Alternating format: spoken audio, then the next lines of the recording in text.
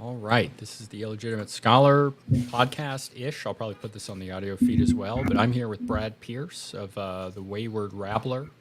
Not Rambler, but Rabbler. And we've talked about Niger and the Sahel, which is the region where sub-Saharan Africa meets Saharan Africa and North Africa. And I'm getting a little kickback on your mic there. Yeah, sorry, it's giving me feedback. Anyway, carry on. Okay. And we're going to talk about Niger today, and maybe a couple of the other close by things. There's an important drone base there that has been taken over by the Russians. It seems like we sort of fled, but if I'm off on that, Brad can explain it because he knows it better than I. So what's up, man? Tell me about this. Okay, so firstly, to start, there's been some confusion about the situation with the Russians. So there's a well-known drone base there, the Agadez base, which is known as Niger Air Base 201. That's in the more north-central part of the country. The north part of the country is fully the Sahara. There's very little there, but it's in the uranium mining region, basically. And that's the large one that cost over $100 million. And as far as I know, the Russians are still not there. Where the Russians have been is Air Base 101, which is at the Niamey International Airport. In Niamey, the capital, which is in southwest Niger. And yeah, they're saying that they're both there, but in different hangars. But it's unclear to what extent that is truly a dedicated air base as much as kind of like a hangar that they have at the main international airport. But, I've read that it's crazy when you go there, like, there's only one or two commercial runways because not a lot of people go to Niger. But, like sitting in the international airport, out of one window, you can see commercial, passenger planes take off. And out of the other one, you can see like Reaper drones take off and stuff like that on the runway on the other side. It's the main civilian airport in the country. That's insane, dude. And these drones, what are they used for? I mean, this is part of the global war on terror. These are Islamic militants down there, right? Because it's the Sahel. So that's what's curious about it is that they call it a surveillance mission, and you can see it on my article. I made the map of how far the range of the Agadez one for two-way flights, meaning that they can return to the same base they came from, and I can't find any evidence of them doing a lethal drone strike out of any of these bases. The French did a lethal drone strike in Mali in 2021 against an Islamic State leader.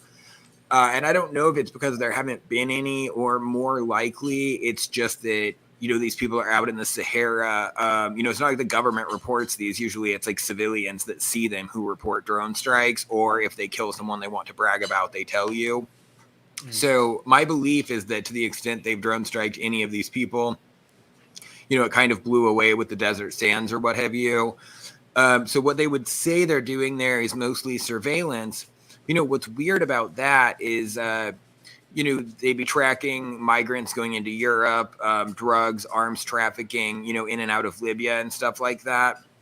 But once they go out of range there's no way they can track people. In fact, if you use Flight Tracker, like the Flight Radar website, planes disappear going over the Sahara because there's no airports that they would connect to, because that's how those are tracked, is that, the planes have to publicly send out a signal to every airport to avoid collisions and stuff like that. So almost any flight going over the Sahara disappears until it gets close enough to another airport to be seen. And yeah, so once anyone gets into Libya and Algeria, it's not like they can actually track them to the coast of the Mediterranean. So I'm not actually clear what utility this base has at all, despite what a big area it covers. But our government does not necessarily think practically. They see, hey, there's this big region on the map that we've been blind. We can send to these surveillance flights around. So, they clearly think it's valuable. They spent $100 million on it, but it's not obvious to me what they're actually accomplishing. Yeah, okay. Maybe that explains why they don't really care about it that much, or at least they seem to just be leaving. They're kind of out of options. Like, it's in a really remote area. I think they'd have to do a, Berlin airlift type of thing to keep supplying it. There are really a lot, these, so-called jihadist groups that are more accurately like bandits that are making up a religious justification for what they're doing. There's a lot of them. It could get surrounded easily enough. So I don't know. I'm sure they're unhappy about it, and they're just trying to not draw attention to the matter to the greatest extent possible. Yeah, it's pretty easy to do when it's in a region of the world that people in the United States, at least generally, don't really care about. I mean, Agadez is one of the most remote, cities of any size in the world. I mean, I guess there are places in Siberia, and in Australia, there are some really remote cities as well.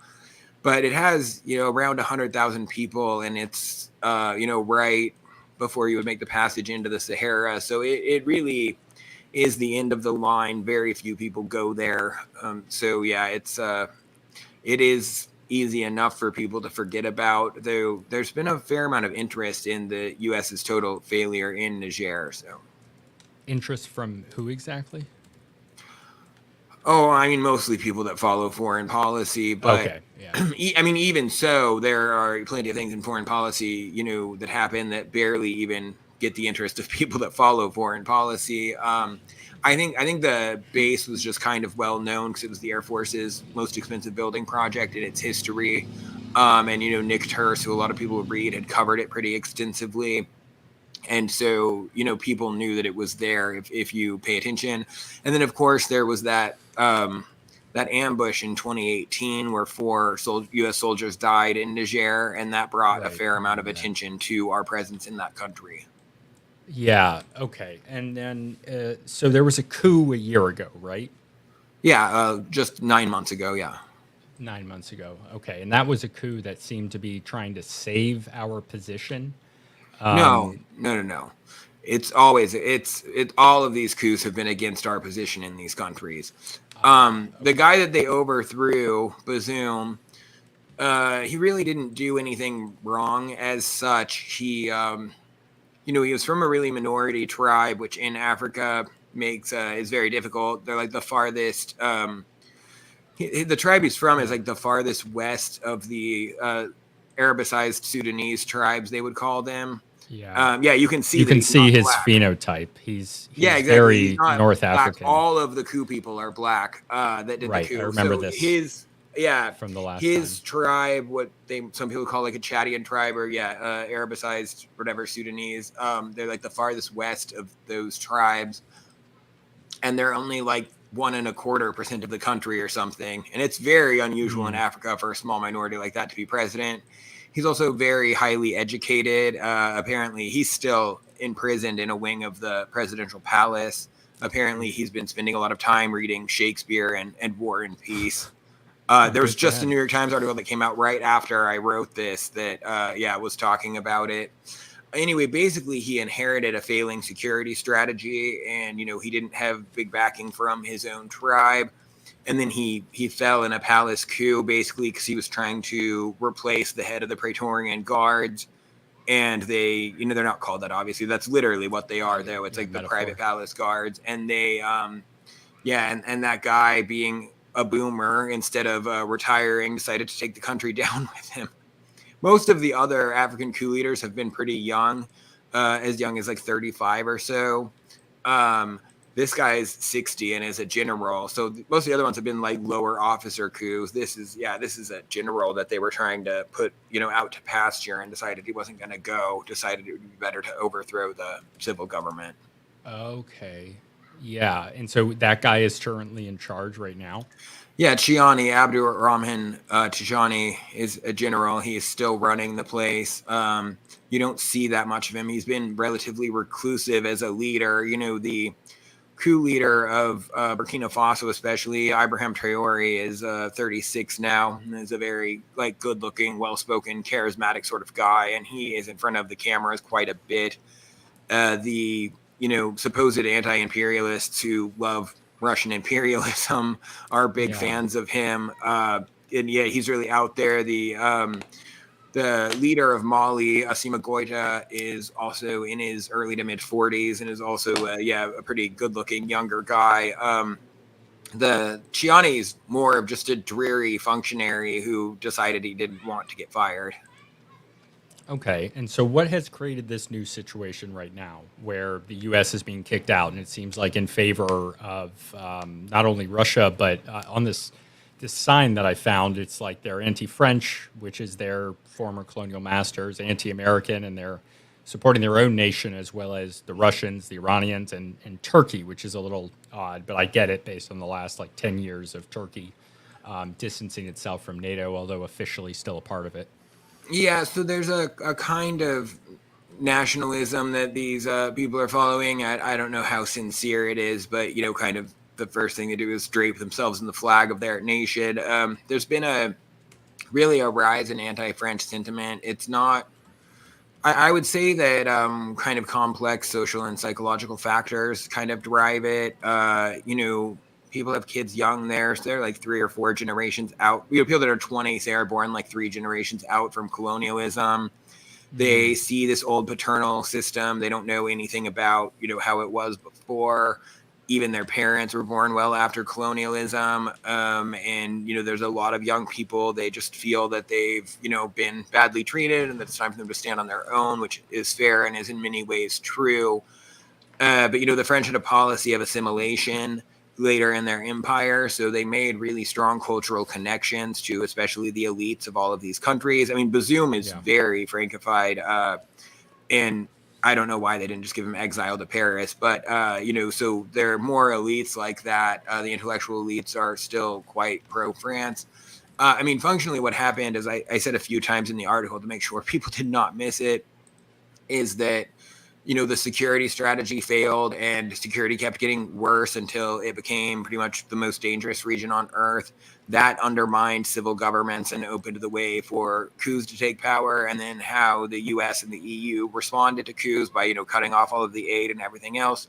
That caused them to turn to Russia, and that got us to where we are today, basically. Okay.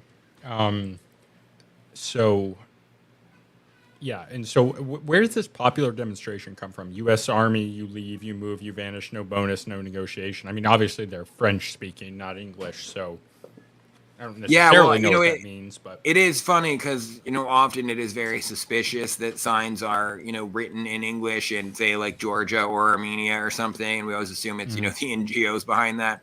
In this, you can see that he spelled negotiation wrong in the way that a French speaker would. Negotiation, yeah. Yeah, exactly.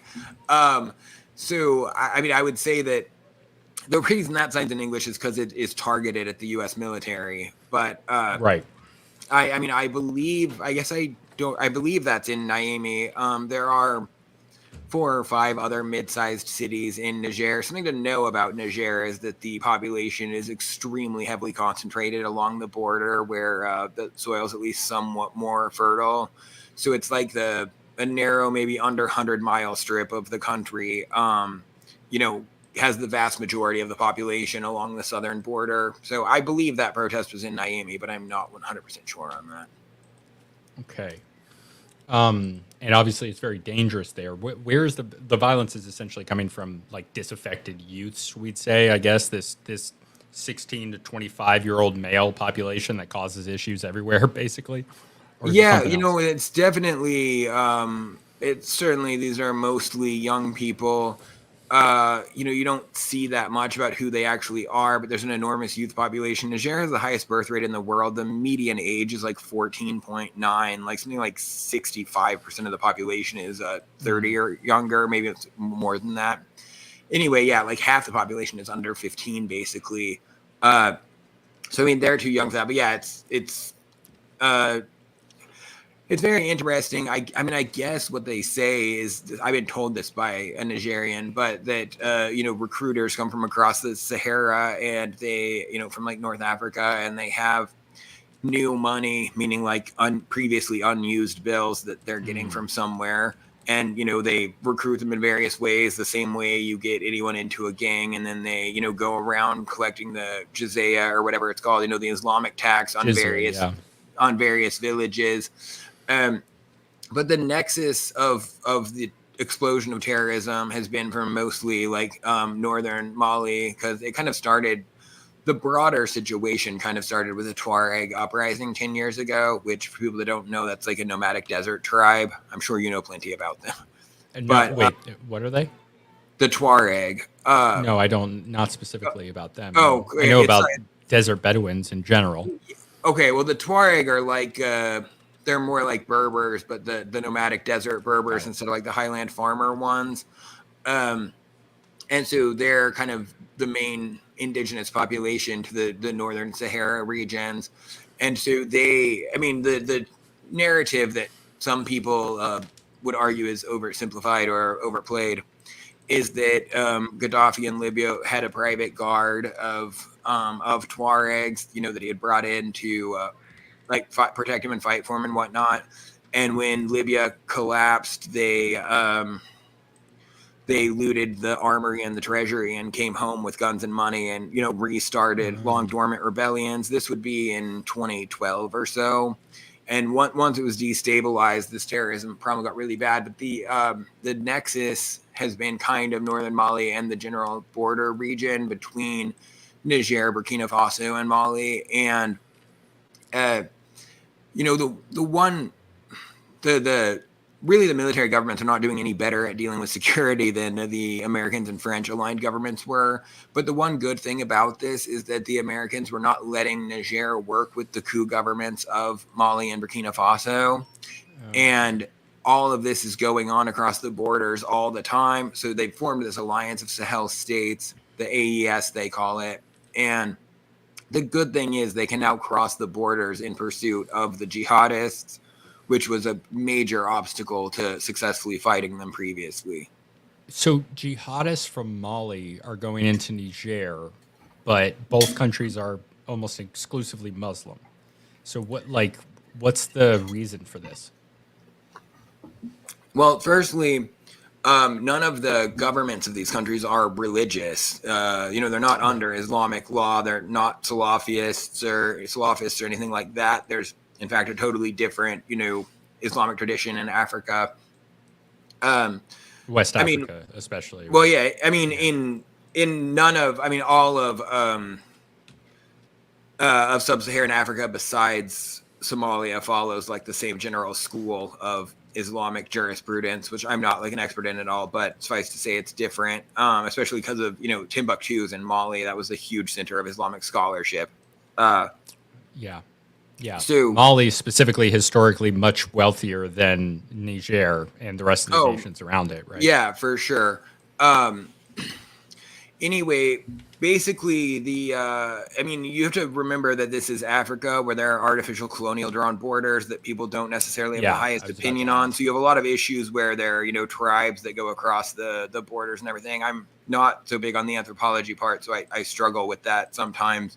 But regardless, they're kind of just attacking everyone. The Islamists don't think that much about who they're fighting. And once again, these are basically it's like looting, marauder clans, marauding banditry. It's been going on for thousands of years. Okay, except it got way worse. Yeah, they breed on instability. Essentially, that's where they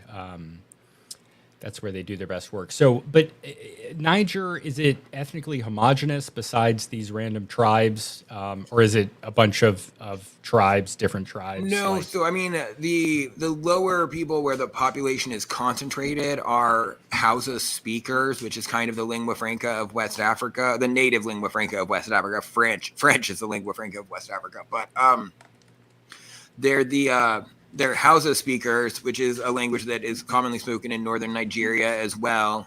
And so that's a big part of them.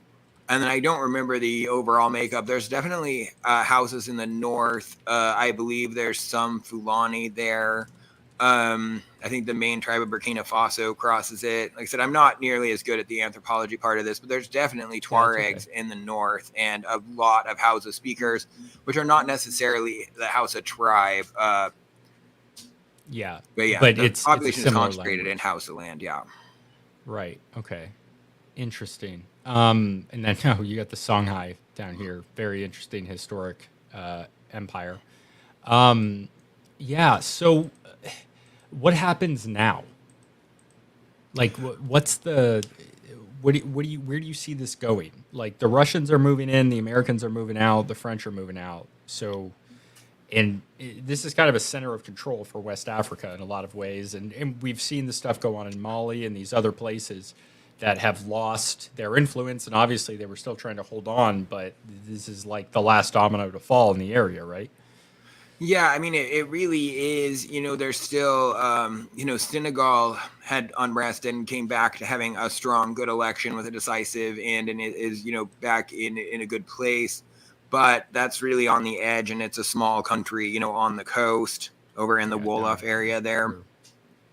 Oh, and so Senegal's here, yeah. Yeah, so that isn't all that influential in this, and that's really the only stable part of all of the Sahel region. I mean, I guess Eritrea is technically stable, but it's a whole different matter over there. The other side, right? Yeah. Well, I mean, and it's stable in a sort of totalitarian hermit state sort of way. There's a lot more bases in Eritrea because it's so important being right in this area. It's Djibouti that has all the bases. Eritrea only has Russian bases. Eritrea is like a North Korea type of country, though. Oh, okay. Yeah, so that's what I'm saying. It is stable, but not in the way anyone would want it to be, besides, I guess, the Russians. Regardless, it's hard to know what will happen to, when you're dealing with people from Africa currently, at least especially the ones that use Twitter, you kind of tend to run into two types of people. Some of which are like really, anti-imperialists that are usually kind of young and angry and have a view Russia well generally. And then you get a lot of people that are more upper class, that are Western educated, that are, total hacks. And a lot of them have not been to their home country in years and are basically just reciting what, the Atlantic Council says or whatever. They're, they've totally been taken on board by, yeah, exactly. So, they're like anyone else that has a PhD from Columbia. They just, say, oh, no, I'm from this country. I know what's going on. But, really, the Soviets did well in Africa in many ways, even though communism is not very adaptable to the African character for a variety of reasons. That they have the strong tribal foundations. They don't have kind of a history of nationalism. They don't necessarily have the abstract idea of a greater purpose. And more than anything, Africans are extremely capitalistic in their nature. Like if you give them an opportunity to make money, they will go, straight for it. But despite that, the Soviets did pretty well there because they weren't one of the traditional colonial powers, and they were able to kind of play things differently. But in reality, the Soviets didn't contribute very much to Africa. They mostly made contracts where they got the great deal of the resources, and they didn't build any infrastructure, and they spent most of their time selling guns to oppressive regimes. And it doesn't seem that they've changed their methods. So really, anyone that has spent a lot of time in Africa, that is more kind of well-educated and wise and what have you, is pretty negative about the Russians there, even if they're not, a hack of the Western imperialists. They still generally have a negative view of Russia's role on the continent. And they're doing the same basic thing now where they're, providing a lot of guns with, no conditions about how they behave, which is treating them like equals, but they're fast to recognize, coup governments and things like that. So, I think the people are going to find that, the Russian, the area being Russian aligned does not work out that well for them either. Yeah. And there's going to be, if the U.S. can actually sit back and wait for once in its life, which is completely against our national character. If they can sit back and wait, they will find opportunities in the future when people decide that they've made the wrong decision. But it's obvious that a militarized approach to this, to doing diplomacy in this region is not worked out. It's, it's the policies is a complete failure. It's over because it has failed to such an extent that there's absolutely no way to continue it. Yeah. Okay. So a question from JC. And you kind of did just touch on this, but I just got here. Sorry if this was already discussed, but what does Brad think about Eric Prince, who follows me on Twitter, by the way? Really excited about that. Comments about how the U.S. needs to recolonize Africa. And, I would give my take at first to say that, Eric Prince maybe sees dollar signs when he hears about recolonizing Africa. But yeah, maybe I'd join up with the new Rhodesian Eric Prince military, as long as Charles Haywood would release me from my bondage with him. of service, as he has my sword currently. But yes, go ahead, Brad. What do you think about that? Well, I did see that, but I didn't look that deep into it. There's a lot of really kind of unfortunate and ignorant reactions to the problems that Africa is currently having. Eric Prince could certainly make a fortune acting as, a filibuster there or what have you. And he, of course, lives in the UAE now. He's much less at risk of getting in trouble to the US. The UAE is running a sort of neo-Venetian empire in the Red Sea area. I heard Mark Ames describe it that way recently, and it's exactly describes the UAE's role. It's like Venice. And so, yeah, that would be great for Eric Prince. I don't think it would be so good for Africa. No. It's really, people struggle with the complexity of what's gone on there. Obviously, humans have a natural instinct to like to come up with a simple reason why things happen, whether they, put all the blame on colonialism or, on their racist about Africans and say that's the problem, or any number of things. In reality, I don't believe in that at all. I think people really need to look into it more, and that's why you're here, and I'm glad you do the work that you do, and I appreciate it. So I just read this book, The Africans by David Lamb, and it had this great quote saying that the more simple-minded the white man is, the more backwards he thinks the African is. And it's absolutely true. I mean, and in some places they are really, the people are extremely backwards in every sense of it. Like, there are still places in Africa where they're, living in mud huts and stuff like that, including in Niger. A lot of people live in, essentially Neolithic settlements. But, there's a lot they're doing what makes sense given their current situation. Yeah, right? well, exactly. Yeah. There's a lot of things going on there. A big problem that Africa had after independence is that a lot of people struggle with this, but the way colonialism works is that it doesn't benefit either country involved. It benefits a narrow class of financial interests in the main country involved. So just then, like yeah, well, exactly. So, it's like bankrupting the treasury, but enriching the oligarchs of that country, basically, because this is why they let go of their African empires, was not because it was the right thing to do. In most cases, it wasn't even because of armed rebellion, besides the Portuguese. The issue was that it was simply too expensive to maintain these empires. So they, tried to move forward to a neo-imperialism where they could make the money without spending all the money, basically. Yeah. And that's the thing, is that they let the empires go for their own benefit, not for the benefits of the Africans. And only the English really had a proper transition plan to train people to, take on these responsibilities. Basically, I mean, the modern world exploded into Africa all at once, only like 150 years ago. And before that, they were just kind of on the coasts. And Africa never made, well, broadly, Africa never made Europe any money. And people talk about this like a lot. They talk about like, oh, Europe like plundered Africa, which is kind of true. I mean, they did screw up a lot of stuff in Africa, but they didn't really benefit from it. And no one really benefited besides extreme subsection of people. But, if you... I read all of Wealth of Nations last year, which is one of those books that people like to abridge, when in reality, the most interesting parts are the parts that some idiot modern editor would cut out because he said it isn't important. But he talked really extensively, at the time, about how unprofitable colonialism was, and how, one of the most deranged things you can do is go looking for a gold and silver mine, because you always spend so much more money than the chance of getting it. And, he was talking about how it was complete luck that the Spanish actually happened to find enormous mines in like Bolivia and stuff like that. And it really, I mean, he explains all the reasons why this system, doesn't actually work.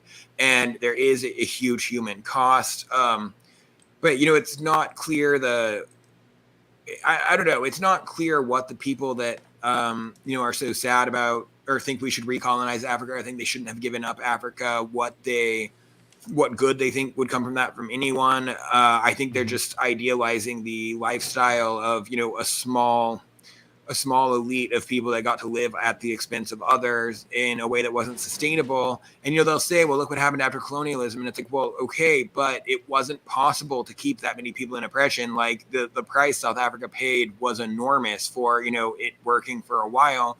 And they were able to sustain that by having like half of the world's gold reserves, But like I saw on Facebook a picture the other day that was from Mozambique, and the Portuguese were the worst of the empires in Africa in terms of just contributing absolutely nothing and dumping the dregs of their society on Africa to colonize it. And it was showing like the swimming pool from like showed it in the 70s and then today. And I don't know. I guess the point was supposed to be like, look at how sad it is what's happened here. And it's like, well, none of the Africans got to use that. Like it was a tiny class of white colonists that used that, and they're not there anymore. So what the hell is the difference if the swimming pool's in bad shape?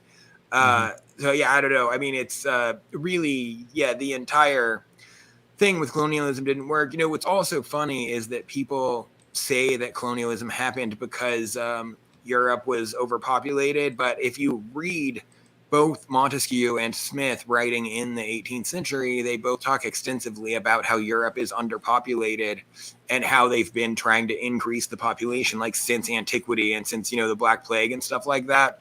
And so they both dispute at the time the premise that overpopulation has anything to do with people going to the Americas. The issue is that in a much more settled society, there's a lot less class mobility. It's harder to buy land and, all this other stuff like that. Yeah. So it was kind of overpopulated in that sense. But more the issue is that, if you move to virgin land, you can, bust out a farm, have a big family, do all these things that are not going to be available to you as a lower class person in London. But that doesn't actually mean that those societies are overpopulated. It means that they're underdeveloped relative to their population. And their distribution systems are a class-based system that's been created over a long time, which is why, for a long time, America was socially mobile and is no more. And it still is, but it's less common now. Rex says you could probably trace a lot of modern problems on Mandela and truth and reconciliation. I don't know exactly what you mean by that. I think I know what you mean. Yeah, I mean, I have not written or done nearly as much with South Africa as with the Francophone Africa and more the Sahel region. South Africa is a very unique case on the entire African continent. So it's not really much longer colonization as well compared to the rest. It's not much longer. And I mean, the Afrikaners can fairly be called an African tribe. They've been there for 400 years, Yeah.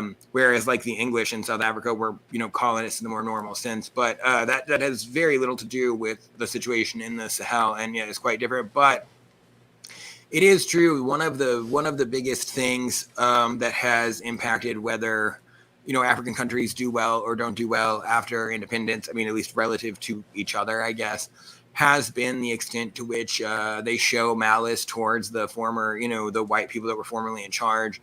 You see it a lot in Zimbabwe.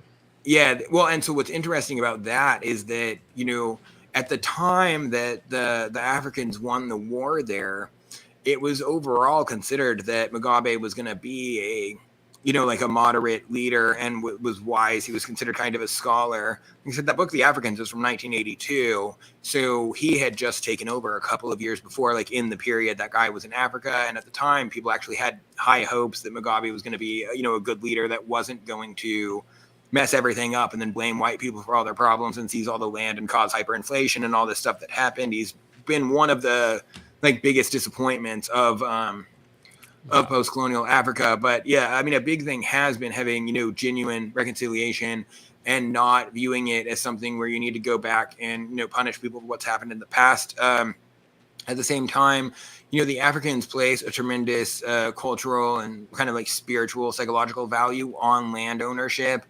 And a small amount of white people owning all the land was never going to work in the long run, and it's put them in a really difficult situation. But but they did, like, what happened there. In case people don't know, in Zimbabwe, is they took all the land they dispossessed the white farmers, and then their economy collapsed. So the way that they did it, just isn't good because they're the ones who had the knowledge to do it. Yes, well, no. So this is what I'm getting at. So the colonialists, they set most of these African countries up as kind of like single crop plantation style economies.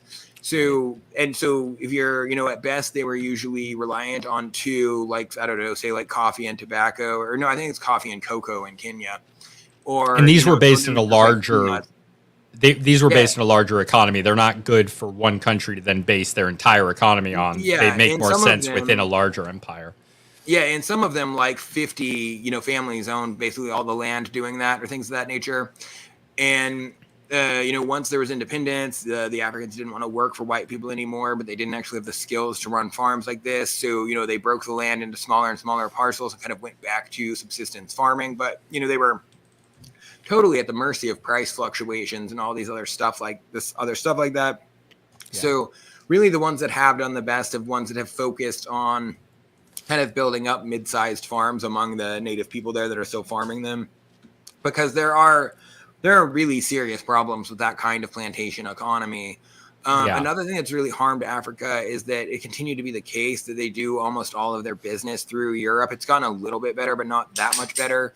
So even like to place a phone call from one African country to the next one next door, it might, route through London to get to fly from East Africa to West Africa. You would generally transfer in Europe. All of their financial transactions, most of them, they often didn't even have trade agreements with each other. So they would be sending everything to a European country and then re-importing it from Europe. It's, yeah. And I mean, in that book, The Africans, he was explaining that you have to imagine like, some of these are small countries. So imagine like New England, if, there were like 5 different countries there that had totally different forms of government and didn't trade with each other, but only traded with different European countries. And then you start to understand why, post-colonial Africa worked so poorly. Some of these problems have been, fixed to some extent, but a lot of them have not been. Some of them have gotten worse instead of better. And, this is one thing is that people really hate the CFA franc system because, it's paternalistic. Basically, what is this system? The CFA franc system. Sorry, the French set up this currency union called CFA francs that they were pegged to the franc. Now they're pegged to the euro because the franc doesn't exist. And so there's 2 zones. One of them did get reformed a number of years ago. And basically, they all use this currency and they're worth I don't know, a couple of cents each or something. 1 franc is worth like a couple of cents or something. And then they, basically they do their trade with France, and then France holds so ever much of their reserves, their forex, their capital or what have you in their banks. And France, of course, profits from holding on to that capital to lend out and stuff like that. Right. And so France has been profiting from it, but it stopped them from having hyperinflation and useless, Zimbabwe type currencies, which happened a lot more places than Zimbabwe, and allowed them to trade with each other. Because, in like the 80s in Africa, the currencies got so bad that governments would not accept their own currency as payment. Like to get a flight or to even like buy alcohol on a flight, you would have to have European or, American currency because they did not accept their own currency. So there became 2 economies where the elite, use Western European or American currency, and they can trade it at the real market rate from Indians or Lebanese who go around, changing money every morning. The East Africa has a big Indian business community, and West Africa has a big Lebanese business community. So they would trade those, and then, the real people, the normal people, I mean, their wages might be enough in a year to buy a sack of flour at market prices because things got so crazy. So, this is why they were living on subsistence farming and barter instead of taking part in the economy, because if they had a job, they wouldn't get paid enough to buy a meal with in the course of a month sometimes. And then people would call them lazy because they didn't show up at work. And it's like, dude, they're like unpaid interns, basically. Like their wife and kids are, raising the crops that they live on, and you're wondering why they won't show up at work. Like there's a lot of things going on here, suffice to say. Yeah. And I think that people often look at these things through like Western eyes, and even if they're coming from a positive perspective or a good place, they don't really understand it. Most people don't go into this stuff deep enough. But yeah, it definitely seems to me that it seems obvious to me that the colonialism ended because it wasn't profitable for the Europeans, not for any other reasons, and they switched into other things that. Well, it ended for continue to one hurt other Africa. reason, which is that it became unpopular among Europeans, especially the French intellectuals were kind of leaders in this. But, you got all the people at the universities, the same people that, I don't know, protested for civil rights and everything like that. They're like, oh, well, this being the case, it's also not fair that we're doing this in Africa. And then they had lost the empires in other parts of the world and, in various ways. So they, only of everyone, only the Portuguese were actually willing to fight for their empire, and they lost. The British, the ones that you least want to keep it too. Yeah, the British did win against the Mau Maus, but then in the peace agreement, they set up a transition plan for independence. But yeah, only the Portuguese were actually willing to send, a large body of their troops to go fight for their imperial possessions, and they lost anyway. Yeah. Yeah, well, that sucks. Okay. Okay. I'm going to read some comments. Colonialism wouldn't be necessary as an excuse to exploit other people's resources if their own country developed sustainably within a natural order. Yeah, and you touched on this earlier. I agree, JC. It's that largely when countries are doing imperialism and they're exploiting the populations in foreign places, there is their own middle population, which is not benefiting from the colonialism that much. There's certain cases, maybe they benefit from access to cheaper luxury goods, but really in a real sense, over decades, this evens out, and the people that are really benefiting are those that control capital. Not to get calming on you guys, but they're and a commies are right Mandarin about type class. The class of people that went to manage the British Empire did quite well for themselves as well. That went there, as administrators, especially. That's true of the British the most of all. Yeah. Okay, so we have the Sahel right now. We have decolonization, recolonization. You have are the Chinese in here at all in the Sahel? I deal with the political side of things more than the economic side, or more than that kind of the economic side. I'm also not a China alarmist, but I would say that when I was writing the article, just a xenophile. I had talked about how they want to make this Trans-Sahara pipeline to move gas from the Nigeria River Basin, or the Niger River Basin in Nigeria, to the Sahara. They want to connect it to the Algerian gas pipelines that go a bit into the Sahara there, and then distribute across the Mediterranean. And I had said that the project had stalled out for lack of funding and whatnot. And according to that New York Times article about Bazoum that I referenced, the one where it talked about him reading War and Peace, I guess he did get a deal through with the Chinese to be at work on that, even though I could not find I couldn't find much about that besides saying that they were, having yet more problems with it. The one thing I do happen to know that the main stadium in Niamey, Niger, was built by the Chinese. It was a funny thing. I spend an inordinate amount of time looking at Africa on Google Maps, that and random islands and stuff like that. And I was using the Street View in Senegal, and there was this China store there. It was literally called the China store. And you go in, and it was a Walmart in everything but name. The one difference was it was somewhat more like a Costco in terms of that they had a lot more of each item and slightly less selection, But it was seriously probably better. It was exactly a third world Walmart, and it was just called the China. It was either the China store or the Chinese store. So they're selling a lot. Awesome. Even the peasants in Niger living in mud huts. One thing that has really changed for them is that most of them do own cheap Chinese phones, and they might have a little solar panel that they can charge, a small amount of things on, and then they get cell phone minutes with a card, like you do in a lot of countries. So they have some access to that. The radio penetration in Africa has gone up a lot too. Most people do have some sort of cheap little radio. So, in many ways, they've benefited from cheap Chinese junk because, in America, it was we had all these things that were really nice but were expensive, but the middle class could afford to buy one that lasted their lifetime. And then we all got addicted to buying the cheap one that would break in 5 years. But, in Africa, they couldn't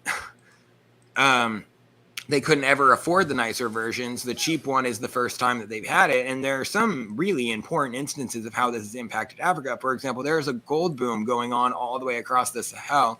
And it is driven by Chinese metal detectors because there's been gold there the whole time that they didn't know about because it's in too small of a quantity to realistically mine it unless you can walk around with a metal detector just digging it out of the ground. There's a gold belt crossing the whole continent that people didn't really know was there, or at least that it wasn't able to exploit. And yeah, it's been big. Mali already had a lot of gold, but Burkina Faso's has gone up a huge amount in the last 10 years. That's part of what the war in Sudan is about because that's the same kind of like gold mining that they're controlling for the most part.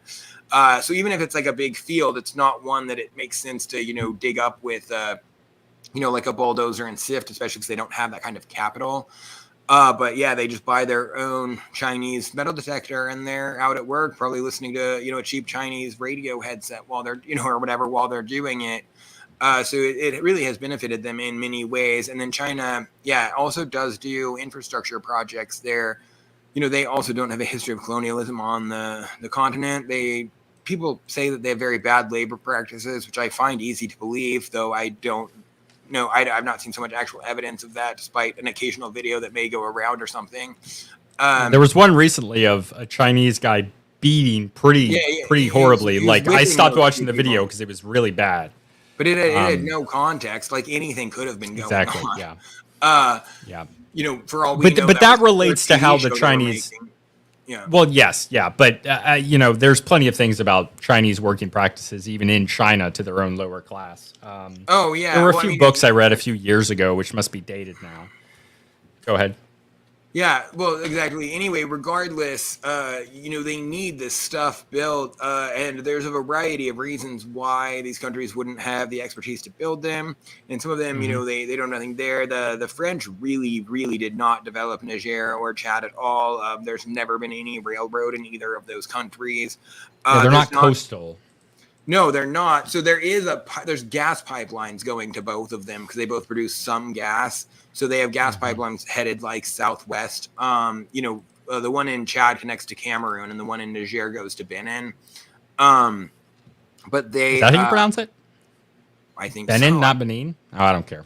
I think it is. It probably is Benin, actually. Sorry. I don't know. No, I don't know. I was just interested in case you knew. No, you're right. Yeah. It's a French-speaking country, so it'd be something like Benin. Yeah. Anyway, it goes there, and so they do have those. But if you look at Chad, there's not paved roads more than like 100 miles out of the capital, and there's seriously 250 miles of paved highway in the entire country, or something like that. And you can look at it on Google Maps. It's crazy. And those highways are like 2-lane roads. They're not freeways or anything, It's really crazy if you pull up on N'Djamena, the capital of Chad, and look at Niger as well. They're just profoundly undeveloped countries. I mean, in the Human Development Index, they're 2 of the lowest countries they're in the bottom 5 in any index of development like that. Wow. And, it's really crazy to imagine, the French must have been sending colonial administrators there on camel by like 2,000-mile camel trips, and then getting their letters to them that way too. It's crazy to imagine how they even did this. But, I think there's no rivers, there's jungles. How did they do this? There's no navigable rivers. The rivers mostly, are seasonal or small, but there are rivers, but none you could get to from the sea. So I mean, that's part of the thing is they just didn't develop them at all. I think they were there mostly as suzerains or whatever. It wasn't until later that they got any more direct control over it. It's a very strange thing. And one thing people do talk about a lot is how Africa's actually rich. It has just been exploited, which is true in some ways and not true in other ways. Chad and Niger are definitely naturally poor countries. Like they're remote from any trade. They're hot. They have pretty low rainfall. They don't have that much good soil. They have some minerals, but it's hard to transport them anywhere. So really, these are just naturally poor countries, kind of like the American West, like, the areas like around, I mean, Nevada has gambling, but, like Utah and Nevada and places like that, New Mexico, that there's not a whole lot of ways that a person would make money there, and they're kind of far away from everything. but the Africans are a very stoic people, and I don't know, the populations have grown a huge amount, and they've somehow survived up to now. So we'll see what they're ultimately able to do. But well, a lot of it is aid now, right? Unfortunately. that's the thing. Is Niger got almost completely cut off of aid for having the coup, because the U.S. and EU don't give money to coup governments in general, unless they like get a waiver or whatever. So that is part of it. Niger makes some money, like basically trafficking migrants through the country. The uranium's not nearly as profitable as people think. It's just strategically important. But they have some gold, they have some oil. They do export a small amount of certain crops, and then import grain crops that they eat. But there's very little there that anyone could make money off of. Which is, it's kind of strange. This is what kind of strange about the U.S. and France getting so involved in this region. I think in France's case, they partially felt, guilt about having colonized them and not wanting to leave them in this, bad situation. And I think just from a basic looking at the map, people have this feeling like it's in, it's the key to Africa or something, when in fact they're like the ultimate backwaters. So, I don't know what I was saying with the U.S. wanting to wrangle Africa into the fold for a long time. Africa has is like the largest voting bloc in the UN. I guess they want them to vote the way they want to. Africa has the largest number of votes of any continent in the UN, and they regularly don't vote the way that they're wanted to. So, yeah, I guess they maybe want to get them on side in that sense. Can I even get Street View here? Am I just missing? You have to zoom out. So there's almost no Street View in chat. I don't know if there's any at all, but you would click on the little guy there, and it will show you where you can. In some of the cities in like Dakar, and see, and there's none in Niger either. I never thought of zooming it out that far. Yeah, so I've looked at the Street View in in Botswana and Nigeria and Kenya and stuff like that. But Street View, and it's just a rock. Yeah, so that's not actually Street View. That's when someone goes to a location and takes pictures and posts. I see. So you'll see that in random spots in Africa a fair amount. Yeah, I never thought of actually zooming that out to see just where the Street View goes. But yeah, it's not that many parts of Africa that are well developed enough to have something like this. But yeah, there is some cool stuff there. There's the tallest mud structure in the world is in Agadez. It's a famous mosque that's been there for like 400 or 500 years. So that's a well-known thing. There are a few other cool things like that in the region. Of course, Mali has Timbuktu, which is a really important historic city. Yeah, that's the largest mud structure in the world. And then, Mali has Timbuktu, which is a city of 40,000 people now. It was captured by Islamists 10 years ago, but they expelled them in 2018. And that's obviously Christian? Timbuktu? Yeah. No, it's like the biggest center. It's one of the biggest centers of Islamic scholarship in the world, or historic. I thought it was. Oh, okay. So it was captured by extreme Islamicists. It was captured by terrorists. The general public there are Muslims, but it was captured by terrorists, insurgents in 2014. And then they fortunately were able to save the manuscripts. These librarians did a secret spy mission sort of thing to infiltrate the city and escape with a bunch of manuscripts, like they were Indiana Jones. That might really do a thread on that. Yeah, well, so there's a book about it called The Badass Librarians of Timbuktu, but apparently it's not actually nearly well enough written for what a cool story it is. The reviews that are not very good, because I guess the author did not do a sufficiently good job. I've not actually read it, but so that happened. They said a lot of the Tuaregs and other people like that actually had old scrolls in, their main home bases, they're nomadic or semi-nomadic, but they still villages, that they had old chests with kind of disintegrating scrolls in them that they knew were important enough to save, but also that they couldn't read or anything like that. So they let scholars take them when they came around looking for them to catalog them and stuff like that. But Timbuktu was an enormous center of scholarship. One of the oldest university in Africa, if you want to call it that. It wasn't a modern type university, and there still is a lot of scholarship there because there's so much to look over. There's some stuff this is pretty unrelated, but in East Africa, Ethiopia is just a wealth of Christian history. I actually just read a really interesting thing about philosophers there from the 16th and 17th century. They weren't like religious philosophers; they were the normal kind, but they, had very interesting ideas, and they had some interactions with the European world.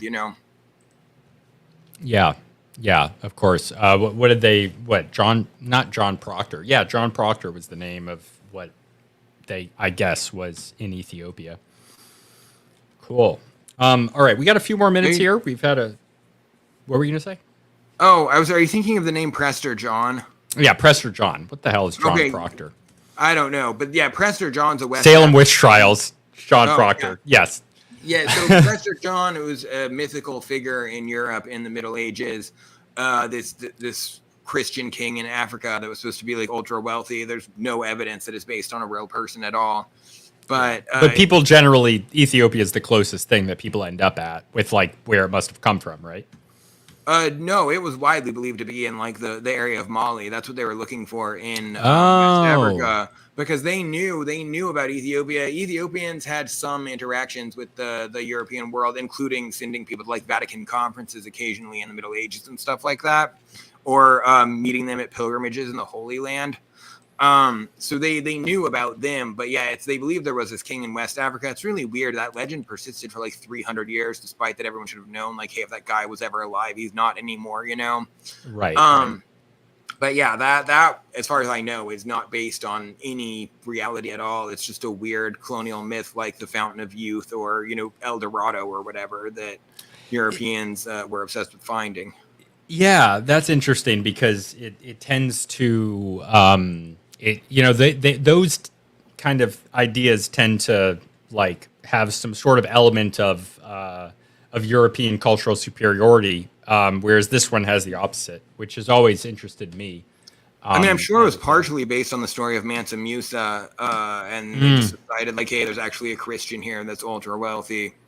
We'll go find him. Yeah.